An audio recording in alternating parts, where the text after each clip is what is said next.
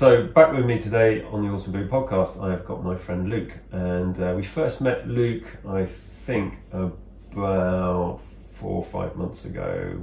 Yeah. September, end of September, early October, and it was literally just before you and I went off on the retreat to Italy. It was indeed. The deep 10-day transformational healing experience that we put on. Yeah. So I guess the best thing to really sort of start with is how did that all go? Go straight into that. Straight into it. Yeah. It went really well, thanks. It was an experience and a half. I kind of approached it I didn't really have any fear associated with it because I was very much ready. I was ready for it. I was ready to take that deep dive. And you were ready. Yeah, you completely ready. You could feel it as well because you were. Yeah, I didn't pick up any sort of nerves as much from you. It's just. Yeah. You're very much like, I know why I'm here. I know what I need to do, and absolutely crack on and do the job. Yeah. I'd done a lot of preparation leading into it, physical, mental preparation, and I knew what I was getting myself into, kind of.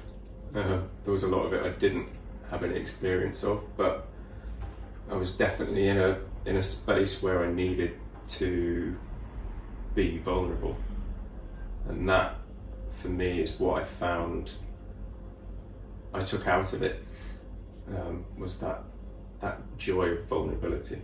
If there's one thing I took from the retreat, it was just the joy of being vulnerable and how much I grew in that vulnerable space. I did a lot of plant-based work leading up to it to kind of give myself a little taster of what I was going into. But yeah, as soon as I met you at the airport, had a juice, and yeah, got on the plane, and that was it. We were away. Beautiful place, fantastic energy. The sun was out for 10 days.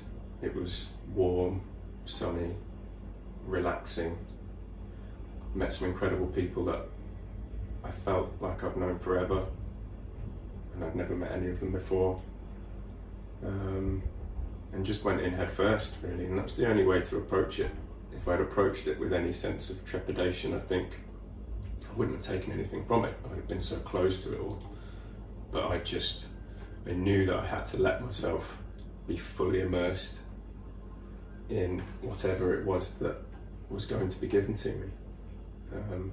Because that was another thing I went into it. I went into it with no expectation, and for 36 years I've been ruled by expectation. But I've learned that has been one of my downfalls, expecting anything from a situation, really. So I just went and just took what came to me. I didn't want anything from it. I didn't need anything from it. I just went to find out what I would be given. And that very much happened on many, many levels. And it's completely life-changing. I think it's interesting what your point about expectation. I say this to clients a lot because expectation ultimately is where we've created stories in our head of how we think things should look, or how we think things should be, and how often things don't really turn out like that. And then if ever, and then obviously we're coding that as a negative because we haven't got what we want or what we expected, and how that can create a lifetime of frustration and disappointment. And it's all your own doing, because you're creating this scenario, this story in your head. This is how this should look. This is what I'm expecting.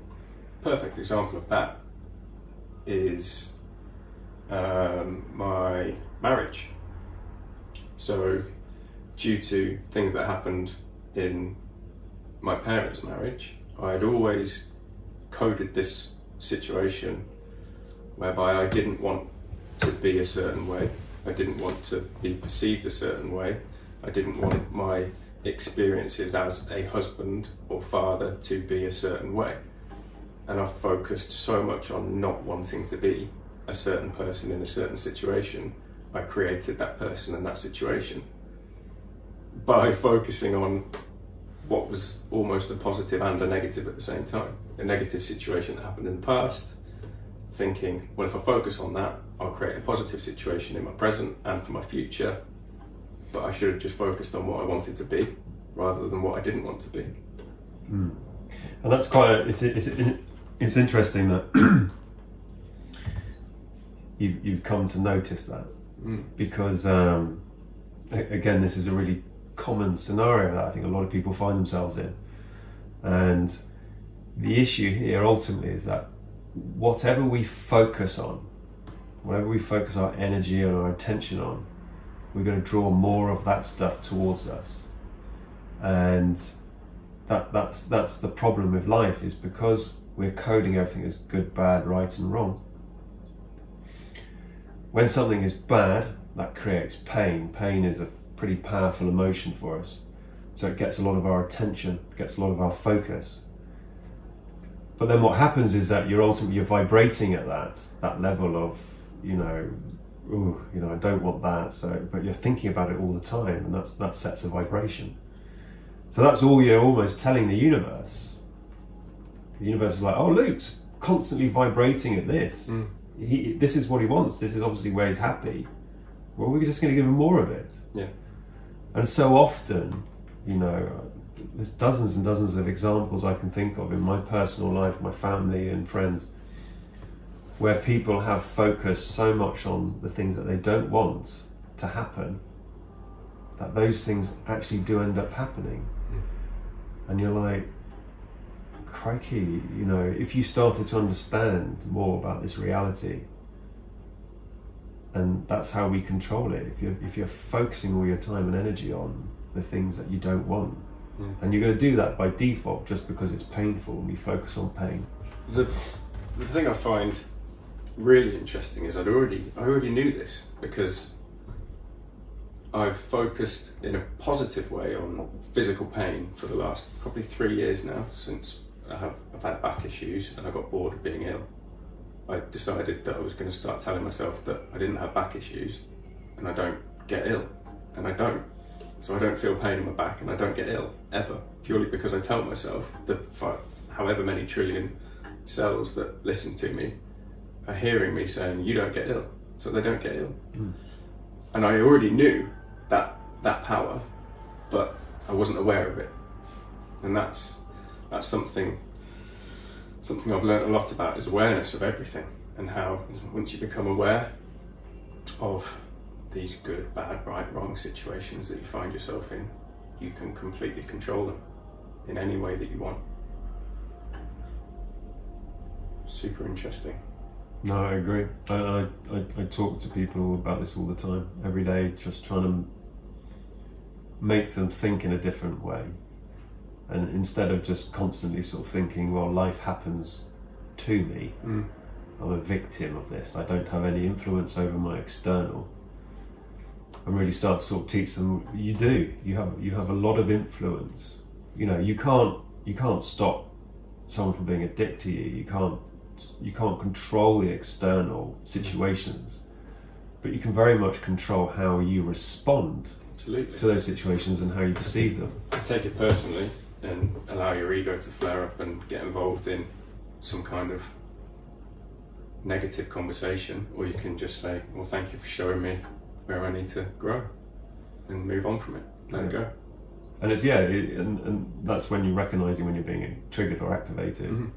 And that's the thing, again, I was having this deep conversation the other day with a client of mine, and we were talking about triggers, and I was explaining, obviously the majority of us, when we get triggered, we're looking to blame. Blame and justify why we're being a certain way. Put it back on somebody else. It's always blaming and justifying and projecting onto something else. It's never looking at yourself. But if you can just control your ego for a few seconds and just go, okay, technically nothing external has any control over how I respond. I am merely observing something, attaching some sort of meaning to it, which is then giving me an internal experience. That's got bugger all to do with that situation or that person. I'm the one telling myself a story about how I feel about that, which then causes my body to respond, which gives us this whole 3D sensation of like, fear, anxiety, you know, being annoyed, anger, whatever it is, whatever that trigger creates in you. Yeah. It's usually a negative response. It's always going to be a negative association, again, because it creates pain. And our egos, you know, wants to avoid pain and discomfort and wants to keep you safe. So pain is the perfect place to grow and expand. Absolutely. And this again is, you know, we're kind of almost taught to avoid pain at all costs. Yeah. But this is why we're all sick, because we're not processing, we're not clearing out, we're holding on and stopping ourselves from actually processing and going through pain, because we're taught, oh, you know, this day and age, if you're in discomfort, you've got pain, so headache or back pain or anything like this, take a pill. Yeah. Just take a pill and it'll go away. Yeah. Instead of actually going, right, I've got a sore back, I've got a headache. Why is that? Because my body is telling me, it's trying to tell me that something isn't correct and you need to observe this to fix it. Instead, in this society, it's just like, take a bloody pill, crack on with your 3D life, go to work, still become functional. You know, don't listen to your body trying to tell you, dude, you've got a headache because you drink 5 cups of coffee every single day and then drink a bottle of wine every single night and you're not taking enough water. Yeah. You're heavily dehydrated all the time, which is exactly why you suffer from fatigue. You're not sleeping well, depression, anxiety. You know, you've got back pain because you're sat in a chair all day, you're slumped, your posture is crap. And if you keep just suppressing these little messages I'm trying to tell you, your back's going to get worse, your headaches are going to get worse, your general health is going to deteriorate. But society and, you know, don't say that. It's just like, take a pill. Just take a pill and you won't feel the pain or discomfort. It's coding us never to explore pain. Yeah, absolutely. But essentially, unless we explore our pain is always going to dictate how we experience the reality moving forward. It's always going to hold us back. And this is what I realized with me, and this is why you and I met, because absolutely. You know, I got to a point in my life where I was in pain. I'd been in pain for a long time. I didn't recognize it as pain. It was just like, well, I feel certain ways. I've got a head full of noise, but it's okay because I can take prescription drugs and that will stop the pain. I can drink alcohol, that will stop or help stop the pain. Yeah. I can take illegal recreational drugs and that will also help. I can detach myself from reality and become unconscious, and that will also help. But it's not helping. It's just continually suppressing all of the stuff which you need to process. And that's what I learned on my journey, is like, you know, go through the pain, because when you realise that everything is temporary, so it doesn't matter how painful it is or how scary it is, it's temporary. Yeah, I mean, absolutely that. So the amount of pain that's been thrown at me in the last, since May, June last year, is phenomenal. When you look at the amount of pain that's been thrown at me in the previous 36 years, it's probably equal, if not more. But I spent 36 years pushing it away when I was trying to be, I was being taught a lesson, and I was being taught the same lesson over and over again, but I continually decided not to learn that lesson, so it just kept getting thrown straight back at me in a slightly different form. Quick rebrand. Yeah, here we go, have that again, maybe you'll do it this time. No, okay, right, we'll turn it up a little bit, rebrand it, throw it back at you. No, 36 years of that. And then one day you just kind of go, oh shit, I keep noticing this. What's this thing that's happening again? I'm pretty sure this has happened before, and before and before and before. But something I've learned about myself is that I'm capable of dealing with very high amounts of stress, pain, discomfort. I'm very capable of processing and turning what could very easily be perceived as negative and painful into anything I want. And the universe knows this. and the universe also knows that I don't learn from your average lesson. We've tried him with these normal lessons, but he's clearly not learning. So ramp this stuff up. We've got to take it to a completely new level, because he's just not going to listen otherwise. So let's really hammer him. And that's what that was a massive slap around the face. And I basically had to lose everything, or I had to feel like I was losing everything to realise that I wasn't losing anything and that I had everything already. But I very much realised that I have to be put in very high stress situations to be able to process and come out the other side. Oh, mate, I agree with you. I think actually you and I we're very similar in that respect, where I'd breeze through my life just drinking, being unconscious, unpresent, and I could have carried on like that. Oh, me too. For the rest of the time, and it wouldn't have been a problem for me at that point. Yeah, no, it's exactly the same with me, because I'd created so many amazing stories in my head why I was still wonderful. Excuse. Regardless of drinking and being unpresent, there's so many brilliant tales I told myself.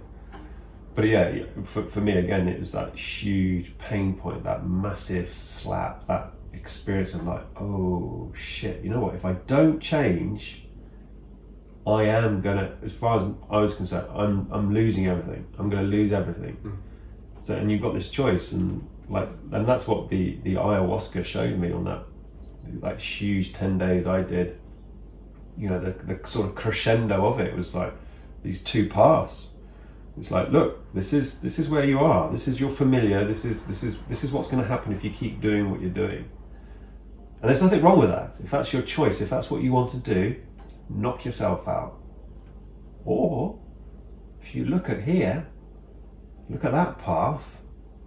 If you make some little changes, which will feel like massive changes, but I promise you they're only really little sort of shifts, because a little shift leads to a big correction further down the course. This is what you can attain, this is what you can do, this is what you can be, this is who you can become. And actually, if you're honest with yourself, all of those attributes are all things that you really admire and actually know you've always wanted to be able to do, but you've always had this doubt and fear and lack of self-confidence.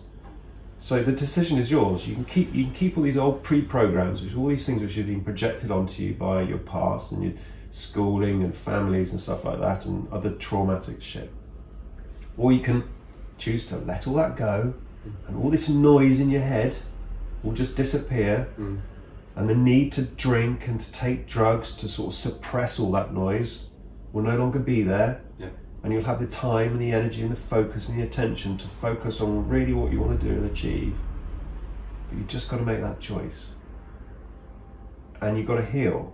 And that's going to be dark. And it's going to feel really scary. But all of it's temporary. Definitely. Absolutely.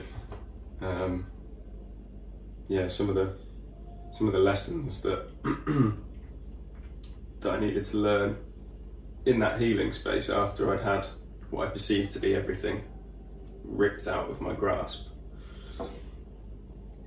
just before the retreat, basically. There was a couple of very profound moments. There was a lot of profound moments, but there was one especially, which was during the first ceremony we did. Something that has always been an issue of mine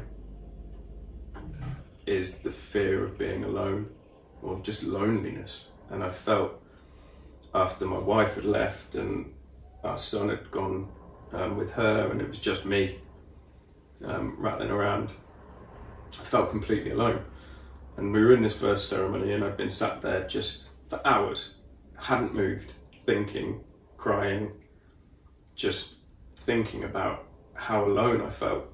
And a friend of ours came up to me, completely out of the blue, hugged me and whispered in my ear, "You're not alone." And it was incredible. And just knowing that somebody knew that that's how I was feeling and was like, "You're not alone, don't worry about it." It's like, just 3 words. And that completely changed that whole situation. And from that point, I realised that even when I feel more alone, sat at home on my own, in the dark, I'm never alone, because I'm completely connected to anything and everything that I choose to be connected to. Because I am, my experience of everything is whatever I want it to be. So I choose not to be alone, and therefore I'm not alone. Yeah. It's very simple. And it's making that choice. Once that realisation that it is literally a choice, you can choose to be alone and sit at home and feel sad about that, or you can realise that you're not alone. You might be 1,000 miles from that person that said those 3 words to you, or whatever, but you're not alone. You're constantly connected to everybody. I think this sort of ties into what we were talking about before we came on air, and the point has just completely just sipped off from my head. No, when we were talking about how you can add that whatever you want, you can turn any experience into anything you want. It's all down to how you choose to perceive it. Yeah. And you know that we've already got, however anything makes us feel or how anyone makes us feel, we've already got all those feelings inside of us. It's not them, essentially, who makes it. Nothing has the power to make us feel anything, because it's us who create the feelings. It's just some association we've attached to a place or a person. I think with the loneliness thing for me as well, my ego wanted me to be alone, because then I could feel sorry for myself. So I've got my ego going, you're alone, you've got nothing, you've got nobody. Feel sorry for yourself, go on, feel sorry for yourself. And I don't want to feel like that. I want to be happy. Therefore I choose to be happy, whether I sit at home on my own or whether everybody comes around for a cup of tea. It makes no difference. But the thing is with the ego doesn't care if you're sad. It really doesn't give a shit. It literally, all it's interested in is keeping that chimp suit alive. And if that means locking you in your flat for the next 20 years, feeling sorry and sad for yourself, and it'll just keep creating stories of why you can't go out and justifications and all of this sort of rubbish, just to keep itself safe. It doesn't give a damn about you or what you want to do in your life, and you know, it's not interested. It doesn't worry about being happy or sad. It's just, I just want to keep this experience going. Yeah. And that realisation that I wasn't alone, and silencing that part of my ego, I guess, was again a life-changing moment. Being around 20 odd people that I'd never met and sharing things I've never spoken about and being completely vulnerable in a space, and just makes you realise that you're not the only one dealing with shit. Whereas your ego's going, you're the only one dealing with shit. It's just you, and no one else understands. Blah, blah, blah. No one understands. How are they ever going to understand when really everybody understands? Yeah. And it was the joy of the retreat for me, was meeting just incredible people that allowed me to be completely vulnerable and were also completely vulnerable in front of me. And that war that stopped so many of us from talking about our problems, especially us men, us chaps that aren't allowed to talk about their problems and are just told to man up, chin up, lad. Being encouraged to behave in that way, just you feel 10 foot tall. It's interesting because I've noticed you've used the term vulnerability at least half a dozen times since we started, and vulnerability for me was something which just terrified me. Yeah. You know, like I think of most men, it just terrifies us, the notion of being vulnerable, because we are totally schooled to man up, sort your shit out, you know, just crack on with life. And like yourself, I think if more people realise the strength you obtain through vulnerability, like every person, every man would be like being vulnerable about themselves. And yeah, you know what, some people are going to go, oh, you know what, mate, stop being a pussy, man up. I'm just like, dude, if that's what you want to think, that's fine, because you're only saying that because actually you want to be like that. I'm triggering you. And you know, you might cry in quiet, you know, in your car on the way to work and hope no one sees, but You know, we're all human beings, and regardless of your facade in the pub after a few beers and all this confidence and oh, just man up, I know full well that you experienced life in exactly the same way, and you felt exactly, and you can relate to how I'm feeling. You just think it's a sign of weakness, which it isn't weakness at all, because if we embrace what we consider to be weak or our vulnerabilities, we can then turn them into strengths. Everything you can flip. And that's one of the big things of life is that everything that you perceive or I perceive to be weak about myself, you can flip that. There'll be a positive to that on the other side. So just work on it. Instead of avoiding them, well, I'm rubbish at this, I'm rubbish at that, so I'm just going to avoid it my whole life because I'm scared of failure. Talking about myself as a classic trait for me for years, I was scared of failure. So then instead of trying and failing, I wouldn't try at all. Because I was like, I don't want to fail. So I wouldn't do anything unless I was absolutely sure I could execute it and do it properly. But then you stop yourself from really expanding and growing and stuff. I'm just going to do what I can do and stick with that. Just stay stuck in a little rut. I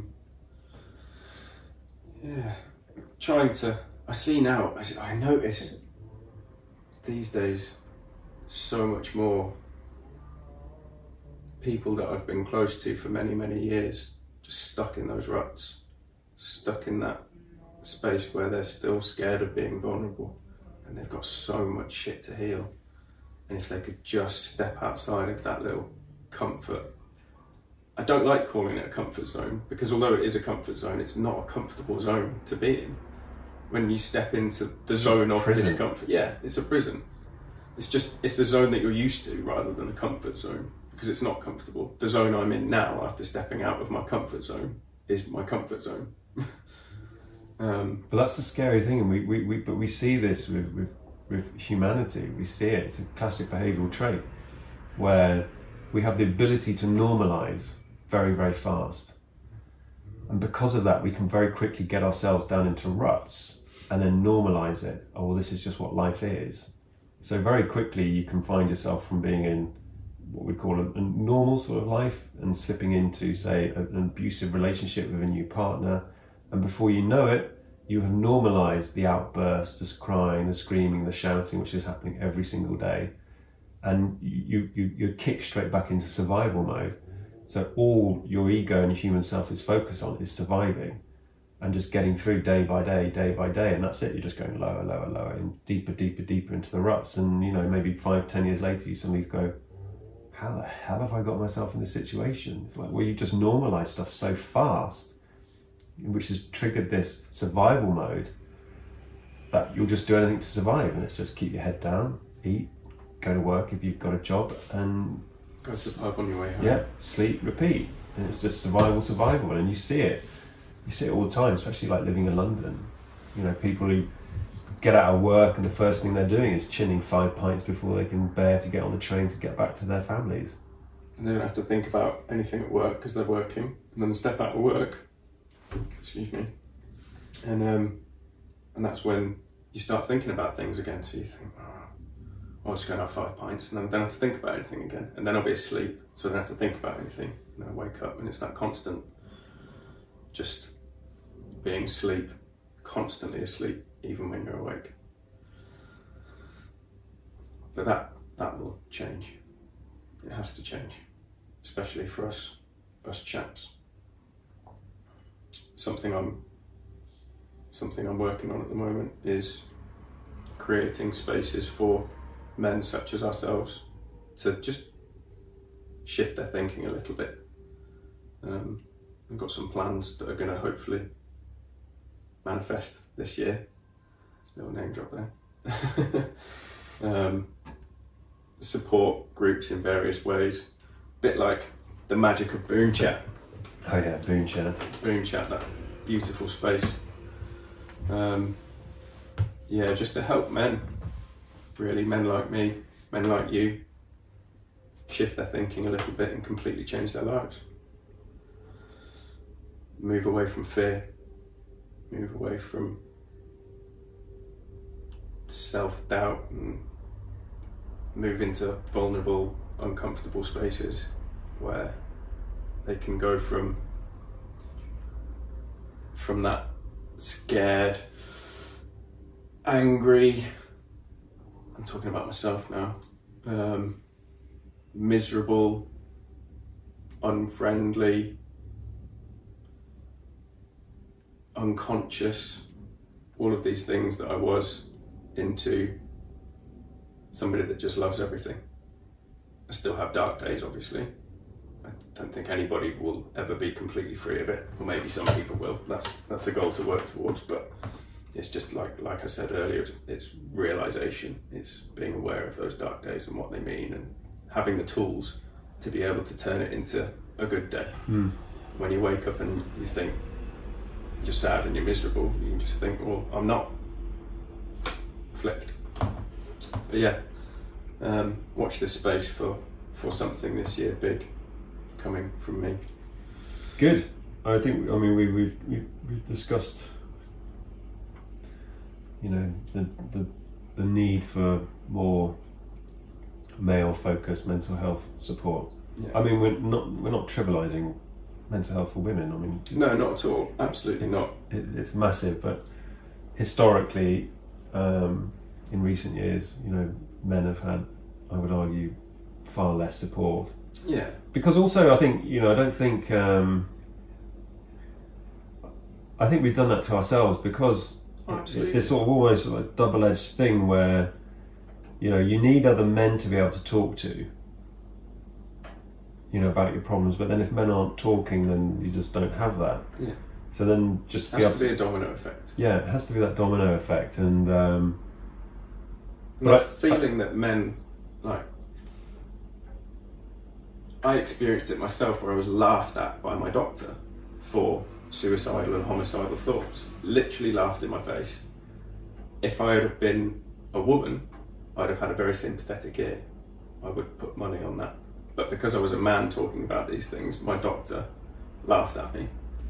That is terrifying. It is absolutely terrifying, and that woke me up to the fact that, fortunately, I was in a space where I didn't take it the wrong way. I took it for what it was. That was obviously he was uncomfortable with what I was telling him. But I also realised at that point that if I wasn't me and somebody who was right on the edge would walk out of there and jump off a bridge or walk in front of a train or whatever, and that's when I realised I needed, like, it was my calling basically to help men and help men talk to each other, because that's where it is for me. As a man, I can talk to many other men and say, look, this happened to me, but it's fine. Talk to me about it, and let's talk to this guy about it, and this guy about it, and this guy about it. And then you get a group of men talking about really deep pain, and it doesn't seem as big a thing anymore. It's just a conversation, where instead of talking about football, down the pub, beer, wicked, you're talking about, oh, well, I thought about jumping off a bridge the other day on Wednesday. I woke up and I thought, time to check out. And that becomes as normal as talking about how many pints of Stella you drank at the weekend. And that's the key, it's changing that conversation. No, I agree. Normalising it, having those healthy conversations, and also recognising that just because you think it doesn't mean it's real. Yes. And this is a really, really big thing. You know, we are not our thoughts, and we have to challenge that. And just because our mind is busy creating these stories and situations, and oh well, you know, life is terrible. I mean, and I've had it. You know, in the last, you know, since my big sort of shift, you know, I've had some very, very dark days, like really, really challenging. And you know, people nearest and dearest to me, you know, have always been there to sort of like help support that. But some very, very challenging days, despite the fact that, you know, online, you know, I'm always very positive, and I am very positive, but that still doesn't mean I don't have crippling dark days. Yeah. You know, because it's been a continual journey of sort of healing and dealing with stuff. And I've had some horrible thoughts, like really, really dark thoughts of, you know, well, you know, I don't want to be here any longer. I just, you know, I literally, and that's it. I don't want to be here. I know I could be somewhere else. And you know, and then your mind starts creating all these situations. Well, how would I do it? How would I look? And would I write a letter? Or would I mean, I don't know. How would I tell my wife? Or what would I say? And it's just story after story. And then before you know it, you spent all bloody day thinking about something which actually, for me, I mean, I'd never do. No, neither would I. I'd never do, because life, I've come to realise now, is just so wonderfully precious. It's such a gift, and you know, again, that's not trivialising traumas and things that people go through at all. But if people could really see that situations are temporary, and even when we feel completely overwhelmed by emotion and we just feel so unbelievably lost and so full of fear and terror and discomfort, that all we can think of is, well, I'll just go, I'll just... Oh, 2 weeks ago, just moved house, settled into my lovely new house, brilliant, happy, everything's going well. And then, classic, the universe goes, you need a lesson, because this is all going a bit too well. So let's just kind of rein it in a little bit here. Slap, you're being divorced. So, right, okay, brilliant. Wasn't expecting that one. And that was it immediately. Right, I'm checking out.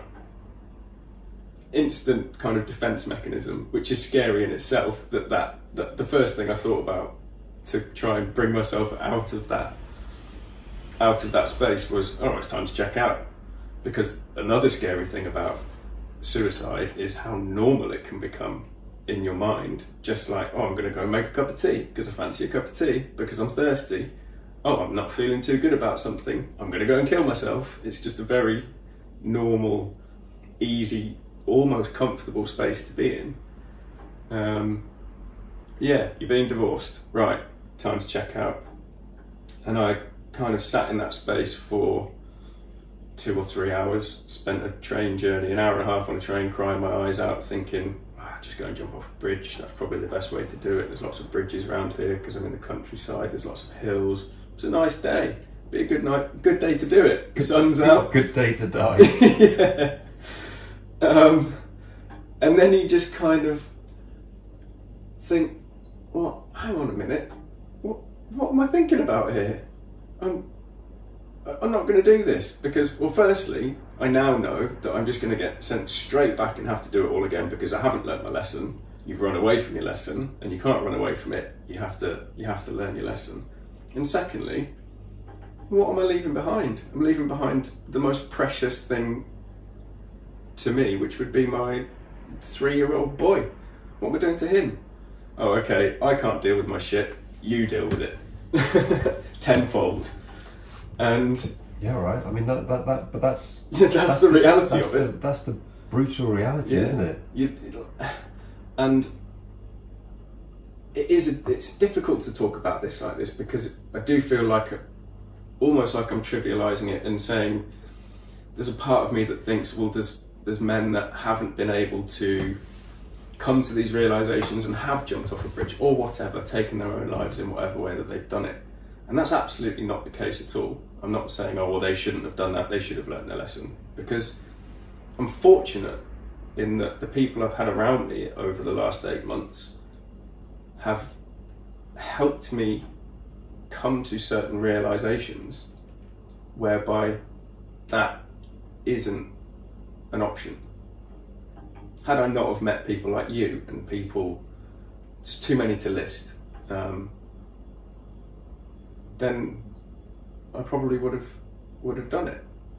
If I didn't have a little boy that I love so much, I probably would have done it. But I'm fortunate that I have something to hold on to, I guess, and that I know that, yeah, like I said, I'm just coming straight back and doing it all again. I don't want to do that. I'm quite happy doing it now. I've come a long way, and this is what I want. I want to take people away from that brink and pull them back a little bit and go, well, hang on a minute. This is what you've got. Don't think about what you haven't got. Think about what you have got. And even if you think you've got nothing and on paper you've got nothing, that isn't true. There's always something. And you're not alone. And that's what it comes down to. That crippling loneliness that you feel, for me anyway, knowing consciously I'm not alone, and I've been taught that in many ways recently, but as soon as you flip that switch in your head where you think, right, checkout mode gets turned on, you immediately feel alone. And it takes something to turn that switch off, because very often you can't do it yourself. There doesn't have to be an external influence, but it helps to have somebody to talk to. Just reaching out to somebody that you might have never met before, but just goes, I know how you feel. I literally know exactly how you feel. I felt like that yesterday or a week ago, and I know this guy and this guy and this guy and this guy and this guy, and come into this space where we can all talk about this together. And instead of normalising that feeling of checking out, we'll normalise the feeling of being okay with the fact that you feel like that, because it's okay to think that, but it's not okay to do it.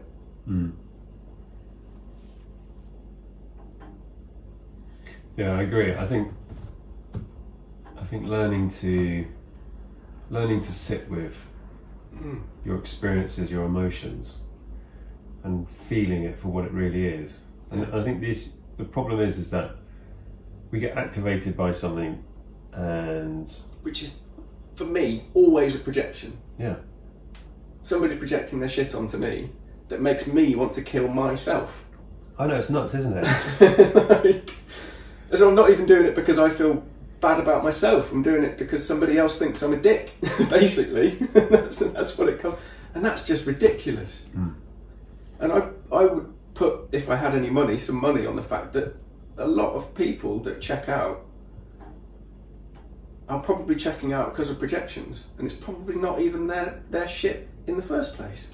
Well, I mean, you bring up a really valid point. I think the majority of us, the shit that we have is from projections. Yeah. You know, someone's done something to us. Someone's made us feel a certain way. You know, then we carry that with us, and in my opinion, it's never okay to want to end your life, your existence on this beautiful planet, because somebody else can't deal with their shit.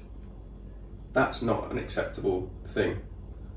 So I've made it my mission to stop people from doing that, or not, support people that feel like that, rather than stop people from doing it, because I can't stop anybody from doing it. Because I mean, you know, free will. If someone makes a conscious choice, that's what they want to do. But provide support for those people that are being put in those spaces through projection from other people that can't deal with their shit, and realise that it is just their shit. It's not your shit. Don't do it. I think it's a valid lesson for a lot of people to understand that when people behave a certain way to you, which upsets you, the majority of the time it actually has nothing to do with you at all, and it's literally just an external reflection of what's happening internally for them. Yeah. And you know, happy people don't act like arseholes. No. Happy people don't bully, they don't intimidate, they don't try to control, they don't manipulate.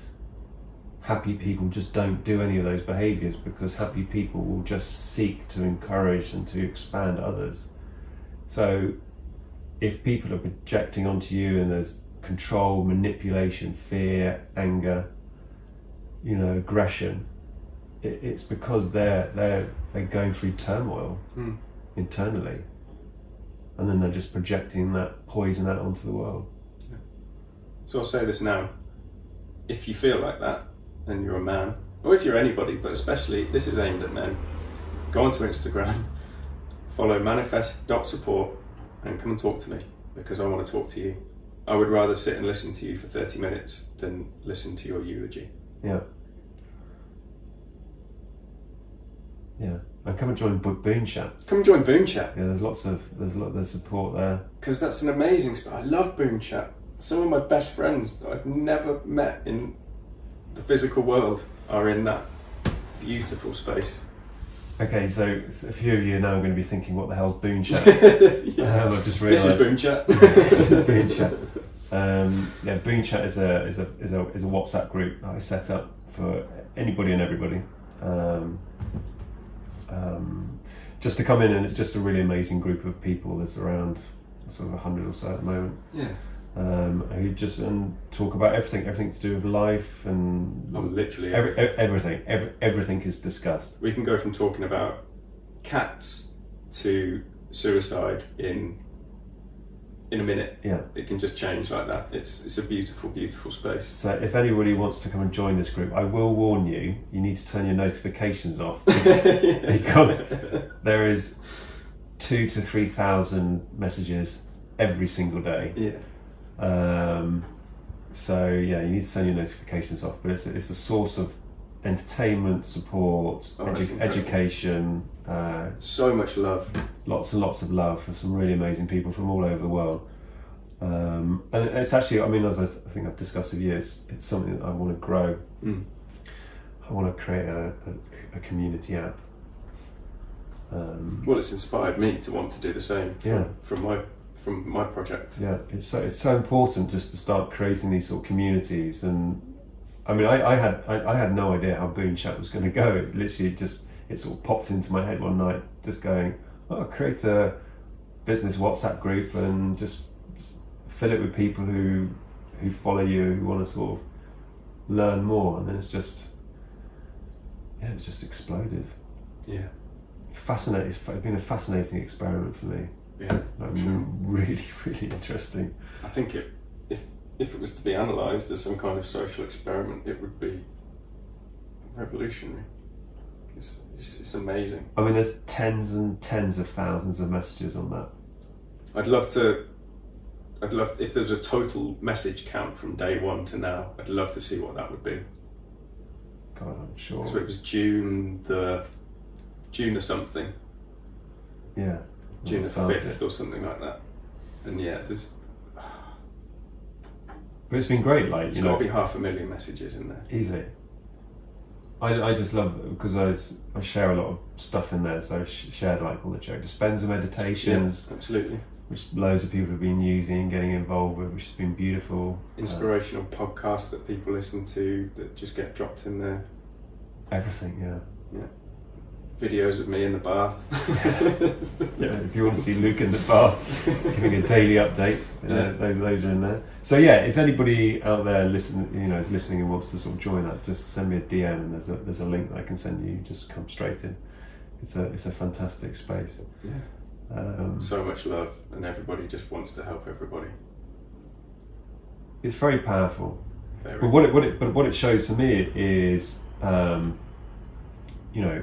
was the whole idea of creating a community. And I think this is why society is challenged so much at the moment, because community is actually being broken down. Mm-hmm. And when you create a really healthy community, everybody supports each other. Even if someone else in the community is being a pain in the arse, there's always support and there's love and there's understanding, there's compassion. And I think what the group has shown me is that it's obviously it's a small group of test subjects, but that could be rolled out onto a much larger scale. Mm-hmm. And I think community is very, very powerful and very, very important. I've seen it. I remember last year when I went to Breaking Convention, that amazing psychedelic conference over like 3 days in Greenwich, and I had the most amazing time there because it's just this wonderful community of, you've got everybody there. You've got your psychedelic elders and your psychedelic teenagers and everyone else in between, and there's just this beautiful community feeling about it.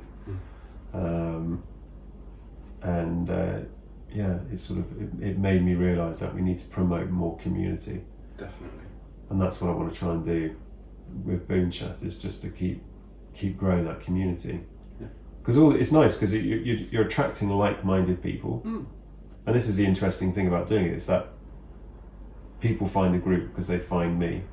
So then anyone in the group has already got this interest in improving themselves, healing, and have a general understanding, more advanced understanding about maybe how this world works and how we can improve it for ourselves and everybody else. So I think it's a really great way of getting a very, very interesting group of people together who all have a lot to add. Yeah. Very, very powerful. And for people like me that spend 99% of my life at home with a cat, it's a way to actually talk to people. Because I don't want to go down the pub. No. Because there's no conversation there that I want to really engage in. I'm at home a lot, and they're my friends. Mm. And this is what I think is when people talk about the internet and social media being negative. This is my sort of retort: is that it's like no. It depends how you use it. Yeah. It can be negative and toxic if that's what you're pushing and promoting. But if you're pushing, compassion, love, exploration, humour, then that's just going to perpetuate and grow. We need to have more of that in this world. Definitely. Yeah. More love, more compassion, more humour, more interest in understanding of fellow human.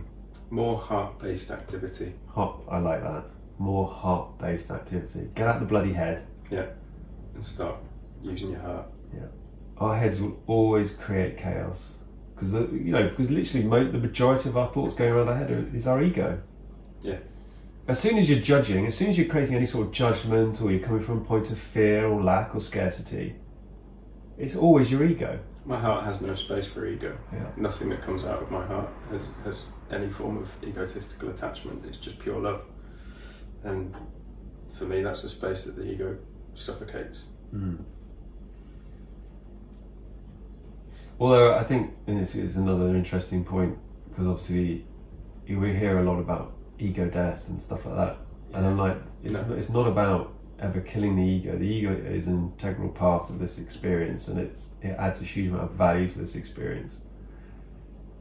But it is very much about recognizing that the ego is part of this basic programming with this chimp suit that we find ourselves in, and it's about recognizing that you're the captain of this ship, and you're in control, and you need to start giving clear, concise orders.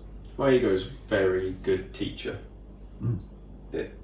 I project from my heart as much as I possibly can, but my ego is constantly teaching me how to project from my heart more, and showing me places that I need to work on, bits that I need to grow, and that's what my ego gives me. Because if I didn't have that, then I wouldn't be able to grow. My ego basically writes my textbooks and sets me my homework that I then turn that into something that I can give back that doesn't come from my ego. It's my teacher. Oh, definitely. We can learn so much. Yeah. Somebody says something and my ego goes, right, tell him he's a dick. And I go, no, we're not going to do that. No. We're going to work out why you want to tell him he's a dick, and then fix that problem. Yeah, because otherwise you're allowing other people in this world to create a reaction inside you. Exactly. So you're basically saying to yourself, I have no control over how other people make me feel. I'm not prepared to live in a world anymore where I give so much power over to other people, so they can create a negative issue in me. I'm like, no way, I'm just going to heal that. And it comes back to this trigger work, and it's so powerful. And you get triggered and you get angry and pissed off and annoyed, and the first thing you want to do is go, that's your fault, you made me behave like this. Instead of just having that honest conversation, it's like, okay, I feel really, really pissed off at the moment, but why? What is that about? Because you can continue to get angry and project onto the other person, but whatever that person did or whatever's happened in that situation is going to keep getting you mad every single time that situation or that person arises in your life. So you're now a hostage to something external. And you're like, you're just overexposed. That's bad vulnerability. Yeah. The ego's got you in a box. Yeah. And you should have your ego in a box. Yeah, totally. You're totally stuck, and in any moment, completely out of your control, something can activate, trigger you, which is going to ruin your day. And like, okay, you can continue living in that reality for the rest of your life, where you've got no control. Your colleagues at work, your boss can just really with your day. Yeah, just like that. Just like that, should they decide to. And you've got no control over that, and then it ruins your day, and you know, your boss says something which you take the wrong ways, and then you create stories in your head, and you're pissed off and you're angry, and you're going to quit your job, and you're going to drown your boss in a pint of lager after work. And all these little things, all this noise. Yeah. You finish work, you go to a pub, you have one too many beers, you get home, you have an argument with the missus, the kids think you're a dick, you go to bed, you wake up dehydrated, annoyed, and repeat. Yeah. All because you've allowed somebody else to make you feel a certain way. Because they're not happy with themselves. Yeah. That's the only reason they've done it. Without recognising that your boss has no bloody control over you, because he can say anything. Yeah. If you just allow that just to flow over the top of you, and don't take anything personally, which you just don't need to take anything personally, so what?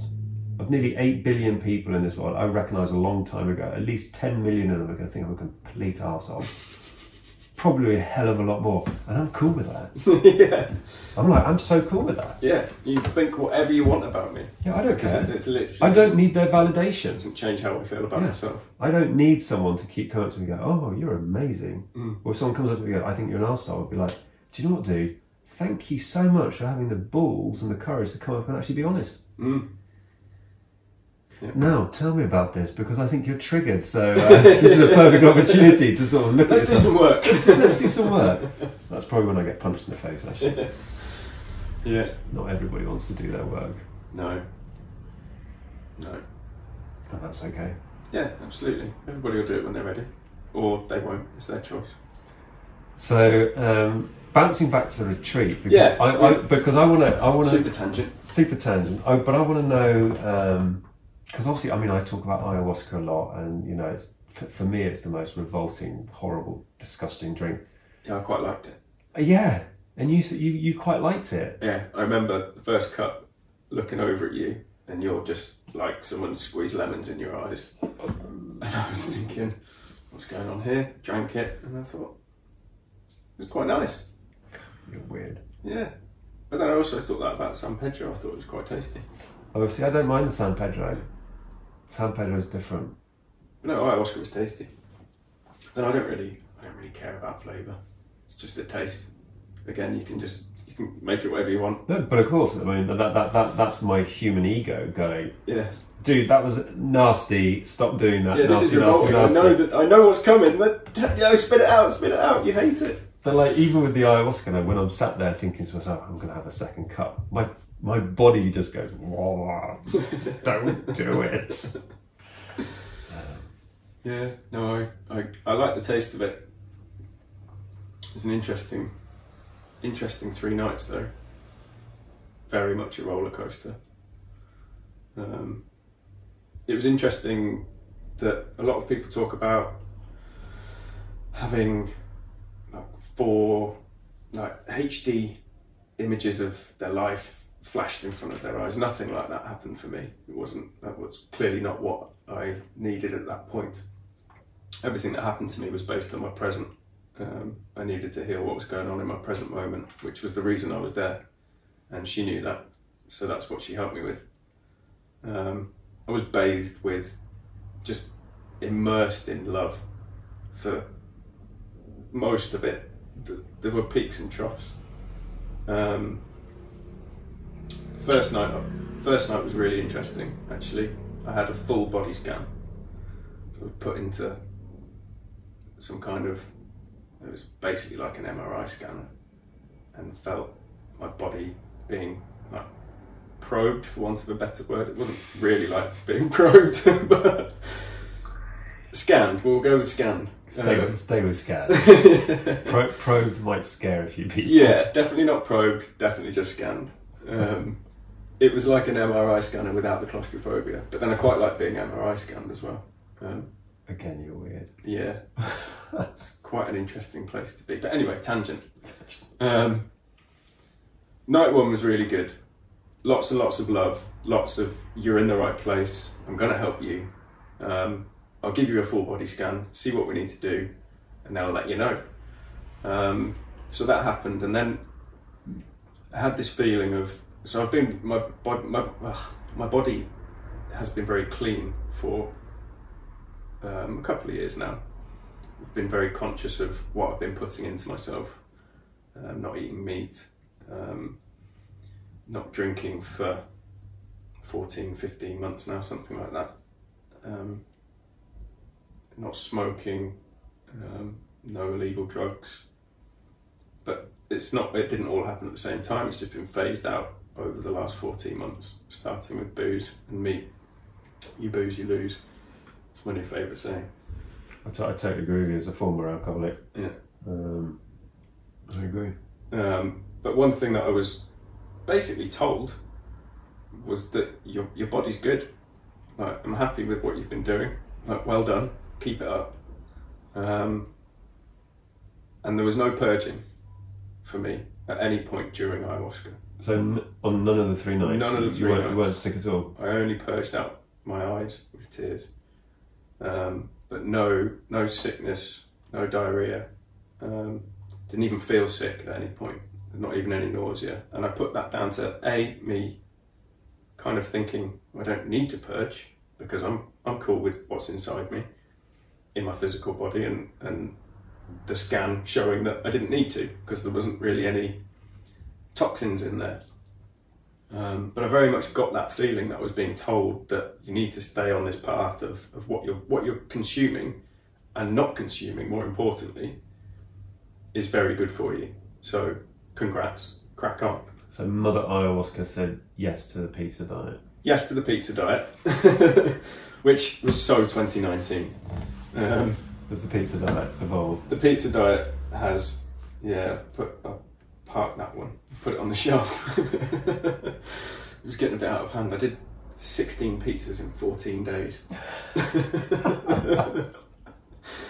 I think that was when I realised it got a little bit too much. That's fantastic. Yeah. And that wasn't like pizza for lunch and dinner, that was just having 2 pizzas one night for dinner on 2 nights in 2 weeks. I ate pizza every night for 2 weeks. Anyway, so yeah, night 1 was really good, really positive, well done, pat on the back, keep going, here's some love. This is love and light and joy and happiness.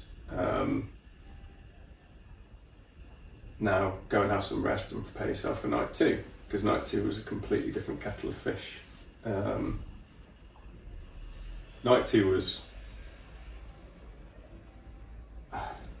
horrific. It was horrific, but taught me a hell of a lot. So on the first night, we were, for people that had never drunk ayahuasca before, we had a cup, and if you wanted a second cup, you could have a second cup. So I did, and I just assumed that night 2 would be the same. It would be a choice, and well, everything is a choice, but sometimes it isn't. So cup 1, lovely, loads of love, loads of just yellow, beautiful light, and just feelings of just unconditional love. This is what it is. And then a really nice period of reflection, sitting there, big smile on my face, thinking about all of the beautiful things that I have in my life and just the love that I am. And now it's time for the second cup. And immediately the fear in me, which I know now was my ego going, oh shit. And I was like, no, I'll be all right, I won't have the second cup. And it was like, no, you're having a second cup. I was like, no, it's fine, I don't need a second cup. I've just had a really nice first cup. Tough. You're having a second cup. And it was really difficult. It got really difficult from that point onwards. I had this feeling that I'd let everybody down.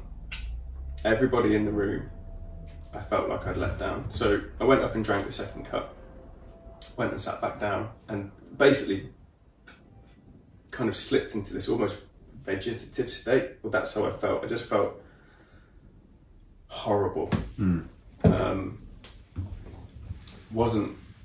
It was the exact opposite of the first cup and the previous night. And I kind of I sat there and I thought, right, I'll roll with it and it'll be over soon, and then I can go to sleep and everything will be fine. But just this feeling of despair and like I'd let people down. One of the craziest things was there were some shakers that were being shook at various points, and they'd been placed at my feet. Now my paranoid mind at this point, because that's basically the state I'd got myself into, paranoia that my energy was having a negative effect on everybody else who was going through all of these wonderfully positive experiences, which wasn't the case at all, because everybody has their peaks and troughs on ayahuasca. It's not like everyone else is dancing and singing and you're just feeling shit. These shakers had been put at the end of my feet, and my head told me that they were stones to protect the rest of the room from my negative energy, because I'd slipped from this beautifully joyous place to this feeling of paranoia, and I couldn't move. These stones were there, and I just thought they've been put there by the people that are holding the space to keep everybody else happy and safe and continuing on their path. And they were actually just shakers that just happened to have been put that I could have just moved them. But goddamn shakers. Like 6 hours of this. 6 hours of not being able to move and just fear and skepticism. I'd created these stories in my mind where just really skeptical stories about everything that was happening to me and how it was all bullshit and all of this stuff. And these were all just, now looking back on it, these were all just lessons about the things that I approach, the way that I approach life in my everyday life was kind of like this. And this was basically saying an extreme version of that. You need to heal this shit, to stop being skeptical about everything and start loving everything, because that's the only way you're going to move on. Turn your skepticism into love. So the second night we went, the moon was bright. The second night the moon was bright. We went outside after the second cup at one point, and we all sat around the fire, and some sacred tobacco was shared, and I remember that night. Yeah, we had a chat, and I was sat there and I was like, right, the second cup's done. We've gone outside, we sat around the fire, the moon's nice, we're having a chat, it's nice. We're kind of rolling down, going to bed soon. And now we're going to drink the third cup. Shit. Oh shit, I can't deal with this. And then it was just the same again, just feeling the stones were still there, the maracas were still there. They were just little plastic eggs, just with like, some beads in, that's all they were, but I just, yeah. And just more of the same, more of just dealing with the really dark side of my mind, basically, just having all of these things thrown at me that I needed to face up to. And she knew that I needed to face up to them, and that's why she was doing it in such an extreme way. Like I said before, it has to be extreme, otherwise I don't learn. And finally, morning came about, and we went off to bed. And I think it was after night 2 that we had a break. We had a day, and then we did another. The third ceremony was after that day break. And I like the following morning got up, had made some notes in my journal, gone online, booked a flight home. Like that day, that night, was literally waiting to press the button, and I was just going to run away from it all and just get out of there, because I couldn't deal with it. And I didn't, obviously. And later on you told me that had you have known that, you'd have sabotaged it and not let me go, which was great to hear. But it... White Caucasian male, beard, skinhead. Don't let him on the plane! Definitely got drugs up his bum. Deeply. Yeah, very well hidden. Very well hidden. A good rummage around in there for those. Possibly explosives as well. Yeah, so I spent a day crying and just reflecting and crying and reflecting and crying and thinking and crying, and went for a swim with Ed in the sea, and that was really helpful actually. That washed a lot of that negative shit off me, because I went swimming in the sea for the first time since I was about 8 or something, as we talked about in the first podcast. And I did it. And then had a good sleep that night, really good sharing circle where I cried my eyes out, felt like I'd had everything taken away from me, felt like I was just being shown more loss and pain and hurt, which I was, but at that point I didn't know that's what I needed. She did, which is why she gave it me. But then felt more positive after talking about it, because the sharing circles were one of the most powerful parts of the whole 10 days for me, very much so. And yeah, went into night 3, and night 3 was just beautiful, absolutely beautiful. Couple of cups that night, I think, yeah. And first cup was just, again, just immersed in love and beauty and light, and it was incredible, and just shown everything that I am, which is love, because that is all I am. And then the second cup energized me beyond belief. I got up and danced for like an hour, and pretty much been rooted to the spot during all previous ceremonies until that last cup, where I just felt free. Felt like the shackles had been taken off me, I guess. But yeah, just incredible, really. Visually, like I said before, a lot of people talk about HD movies and flashbacks of their life, but that's not what it was for me. It was just purely emotion.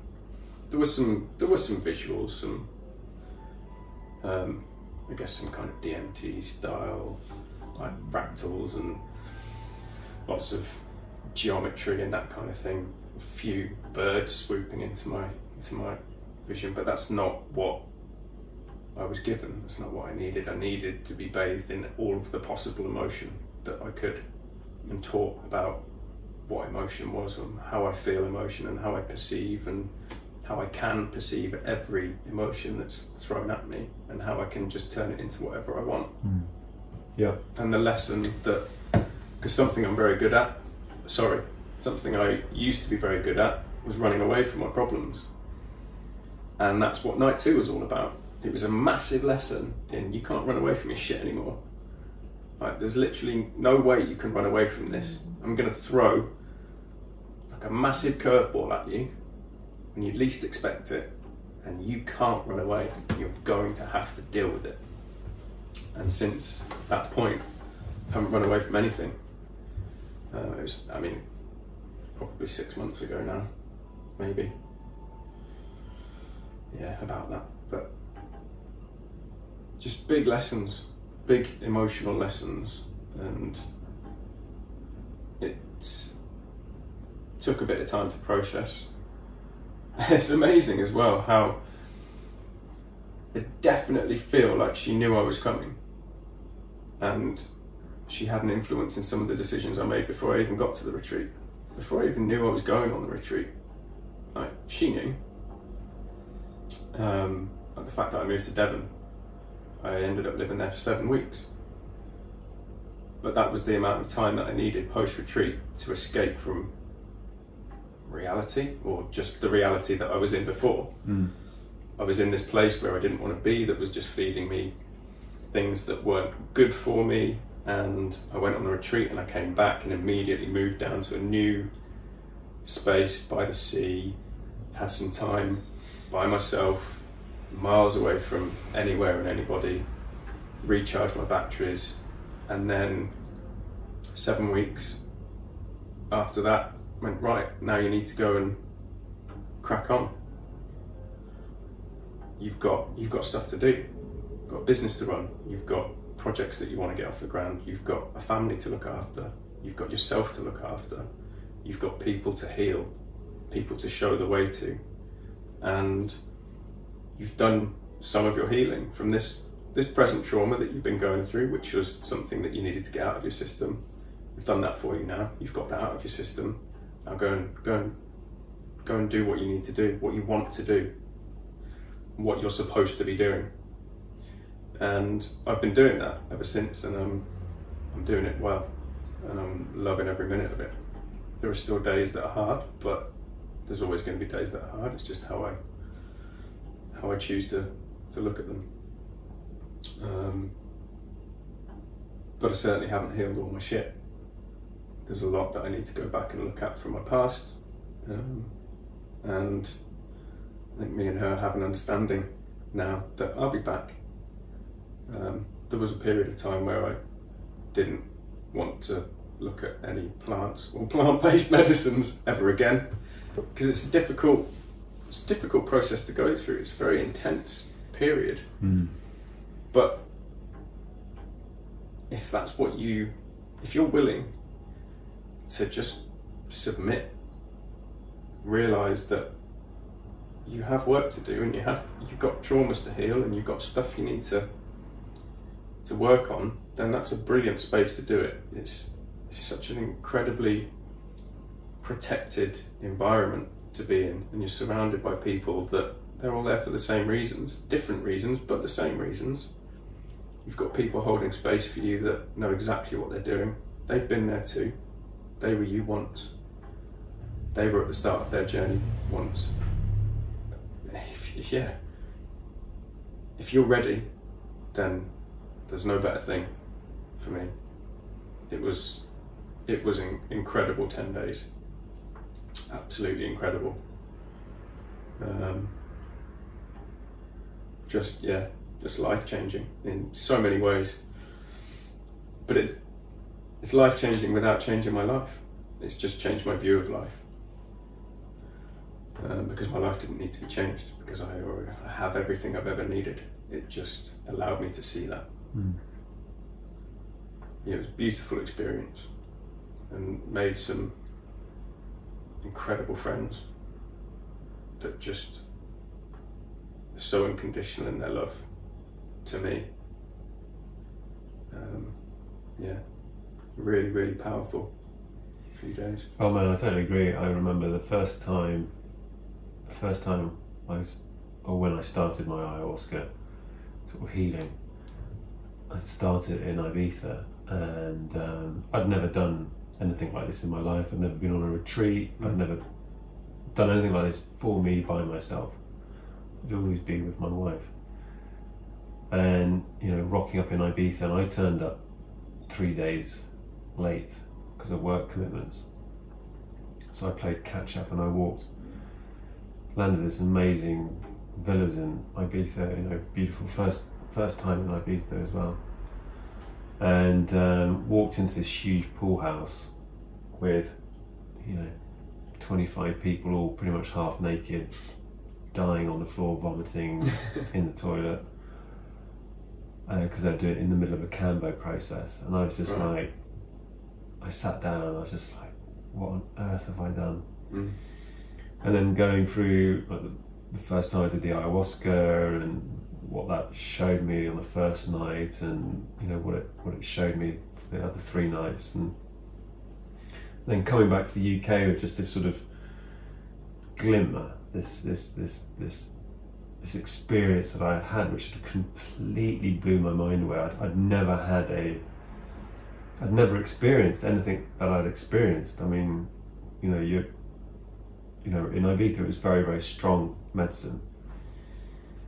And when I'm stood outside by the pool, and there's serpents all around me, and you can see them clear as day. I mean, I could rationalise in my mind that they weren't there. You're looking at your hand, and you're watching it just fall apart like sand, and then coming back together, and all the time you're just being told all these things about human evolution and human history in the universe, and just huge waves of just knowledge and information, and being taken on amazing visual journeys, and then over a year process, sort of then doing ayahuasca another further sort of, I worked out I did it 11 times in 12 months. And that allowed me to just really, really smash through the work, and really get to that sort of deeper healing. And I think the beautiful thing about these sort of wonderful plant medicines is that it just shifts. It gives you glimmers, and it shifts your perception, and that just allows you just to look at life in a very, very different way. Yeah, definitely. And what I've enjoyed since sort of being a part of these sort of retreats is meeting people like you and seeing you, when we first met, and listening to your story, and then spending the 10 days with you in Italy, which was just a huge privilege to spend time with you and then with everybody else, and to see everyone go through these journeys. With it always in the back of my mind of the difference it's made to me, and thinking to myself, do you know what, I just want everybody to have these experiences and to be able to shift their perception so they see the reality differently. And it takes work. It's not a magic pill, and you have you have to do work. But when you really realise that you can free yourself from so much bullshit, so much from your past that causes pain and disrupts your existence and just makes life long and painful, then for me it became almost like a game. I was like, okay, so I recognise that if I'm triggered, that's not them, it's me. So if it's inside of me, ultimately I can control that. If it's inside of them, if it's them really doing it, I'd have no control over that. But it's me, so okay, so that's cool. So I have a position of power. I can reframe how I view things. And then when you start reframing stuff, and of course it takes practice, it takes discipline, and you've got to practice. But I remember when it sort of slipped in, it just clicked for me. And I'd been doing some sort of deep mushroom meditation work, and I'd been sort of pondering for like 6 hours all of these things about my life, and then I remember it just clicked. And I went to bed, and I knew it had been a powerful evening, and I woke up the next day and just so many shifts had changed. And the same with the ayahuasca, 9 months previously, that last night, because I always say the last night is like, ayahuasca knows it's this is deep, intelligent. It's not, anyone who thinks it's just some sort of hallucinogenic drug, you're so mistaken. It's not at all. Because you drink this stuff and it knows you intimately. It brings up stuff that you don't even remember, and it just shows you just so much to do with your life. And this is why I find it just so exciting, is that now looking back sort of 16 months ago, when I was still drinking, I was still abusing drugs, I was still very lost, I was still very scared, super anxious, super depressed, even though I didn't really consciously think it, to how I feel now, how I wake up every single day. And I remember that last night for me, where I had this huge electrical storm above us all night, and having this huge experience that I had, which was just mind-blowingly, awe-inspiringly crazy and right. And I remember waking up the next day and opening my eyes, and the first thing my ego was telling me was like, oh my God, something is wrong. Oh, something is really, really wrong. Like, seriously, dude, something's really worried. Get out of bed, get out of that building, get out of here. And I remember getting dressed and getting up and walking into the pine forest. And walking deep into the pine forest, as you know, sort of descending down towards the sea. And I was overwhelmed through my physical senses. I could see stuff that I'd never seen before. I could hear the bugs and things flying in the air and the leaves rustling in the wind. I could smell all the pinene and different scents from the clay soil and the dew as it was getting heated up from the sun, and all it just like all these senses just absolute overload. My ego still just going, oh my god, meltdown, overload, but there's something's wrong. And then I'm like, oh my god, there's nothing going on in my head. And literally, I remember looking around, almost expecting to kind of see my thoughts. Somebody come to me and go, oh, don't worry, anxiety, depression, we're here. And just nothing. And just going, oh God, what have I done to myself? Yeah. Like, dude, oh, you screwed up here. I remember for months, I remember having lunch with a friend of mine who's a doctor and sort of saying, mate, I just like, I don't have, where I could describe it, I was like, I don't have thoughts. He's like, what do you mean? I was like, my head is just so still. It's just silent. I sit on my sofa at night, just like, almost, yeah, I used to do that, looking around for thoughts. Come on, somebody, you're around here somewhere, surely. It's just this absolute stillness. And it's never left. No. Whereas before, as soon as I'd wake up, bullshit, fear, scare, anxieties, lack of self-confidence, anxiety, judgments, fear, toxic soup, full time. Yeah, I'm better take some drugs, get some codeine, get a beer inside you, I'll sort it out. Yeah. And this plant medicine, with no other help really than just me and sitting there self-reflecting and showing me all of my bullshit. It's just you and her. Just you and Mother Ayahuasca was able to create just this. Monumental shift. I was drinking over 100 units of alcohol every single week, and I'm being creative without accounting. It was more. And like my friend, the doctor, he's just like, dude, he's like, you were full on alcoholism on a mass scale, and for a long period of time, I went from drinking to never touching a drop again. Like nothing. Yep. No DTs, no shakes, no withdrawals, nothing. I could walk into pubs, I could buy beers for friends, wouldn't give me any issues. It was like I'd never drunk. It was weird, like, you find this funny actually because your background in the wine trade.